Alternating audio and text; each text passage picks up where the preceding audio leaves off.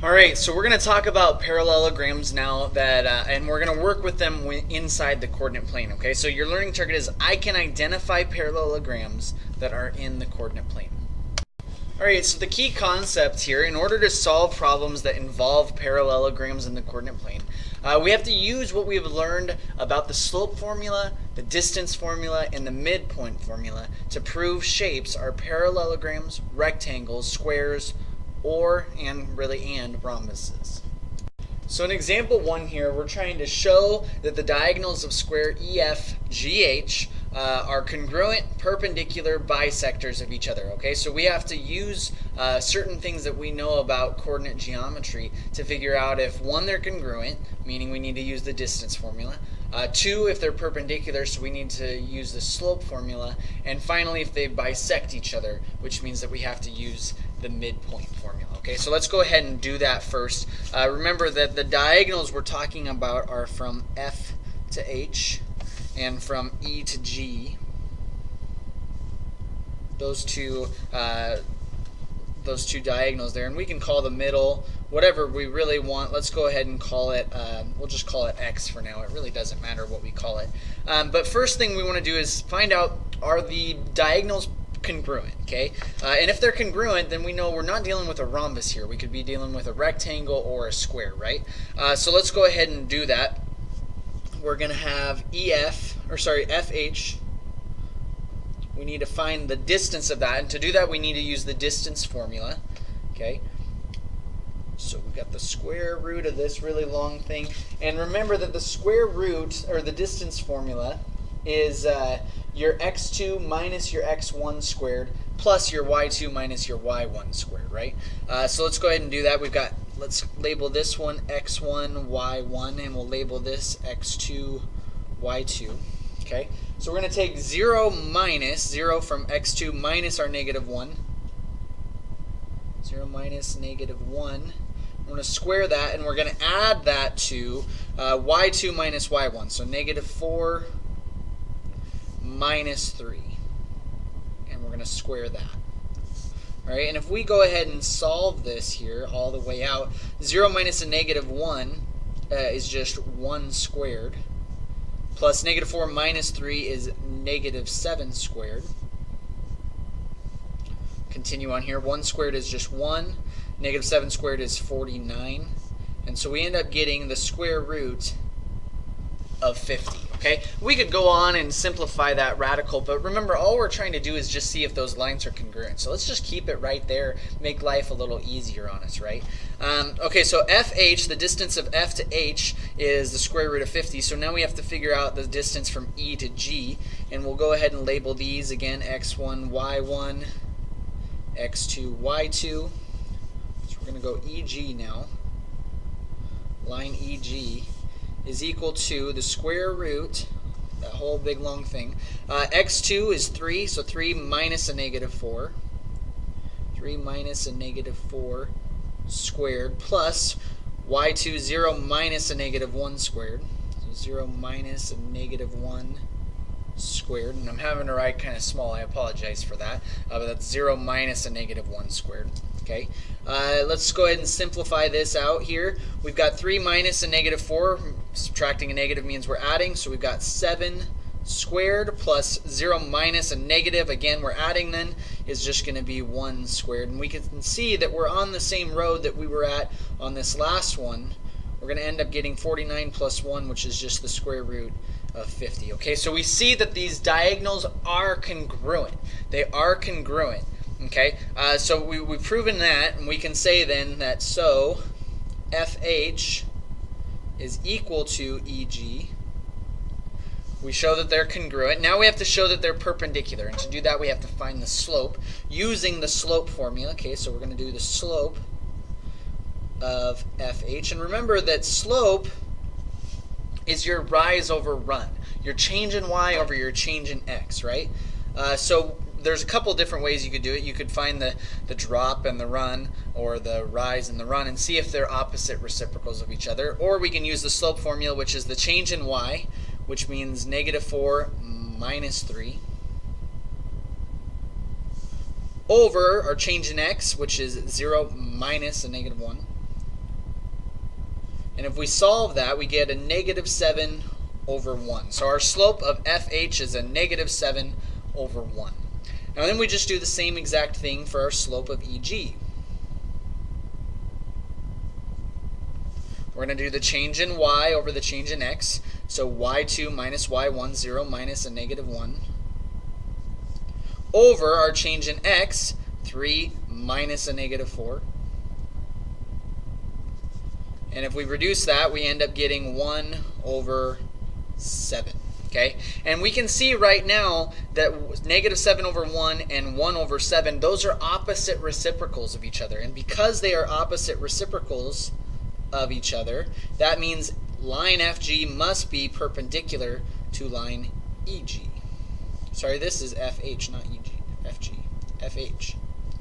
They are perpendicular. Okay, so we've now found that they're congruent. We found that they're perpendicular. Now we just have to see if they're bisectors of each other, and so we have to use the midpoint formula. And the midpoint formula, remember, is that x1 plus x2 divided by 2, comma y1 plus y2 divided by 2. So we're going to do that here. Midpoint of FH. And if we find that our midpoints are the exact same, that means that they are bisectors of each other. That's why we're using the midpoint formula here. Okay, so we've got our x1 plus x2, so negative 1 plus 0.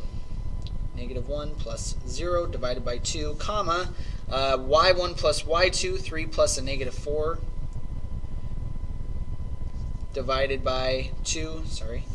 And if we just simplify this here, negative 1 plus 0 is going to be negative 1 over 2, comma, 3 plus a negative 4 is negative 1 over 2. And so our midpoint of FH is at the point negative 1 half, negative 1 half.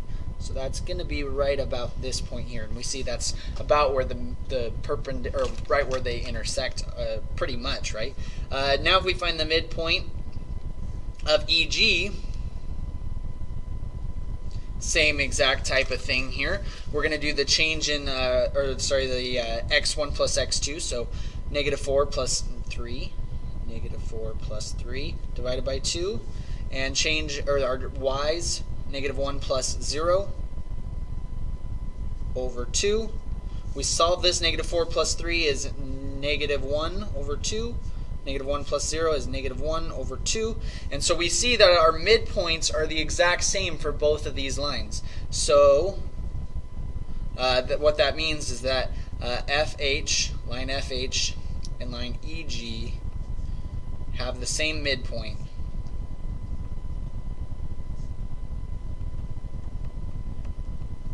And therefore bisect each other. Because they have the same midpoint, that means that they are going to bisect each other as well.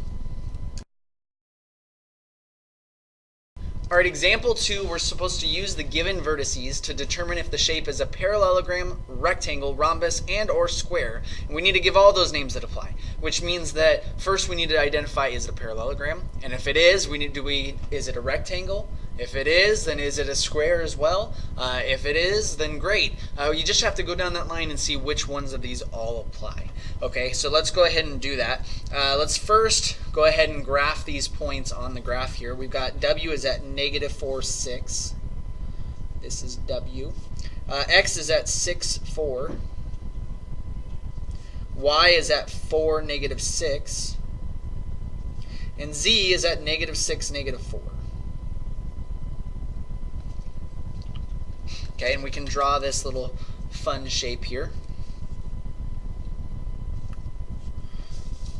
Go ahead and connect the dots to show we have a beautiful parallelogram.